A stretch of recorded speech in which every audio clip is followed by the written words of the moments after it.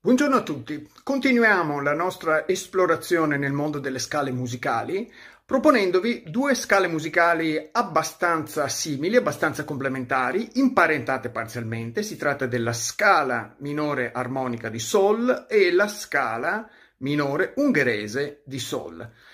Sono due scale che possono essere alternate all'interno di una solo e funzionano particolarmente, devo dire, con una chitarra.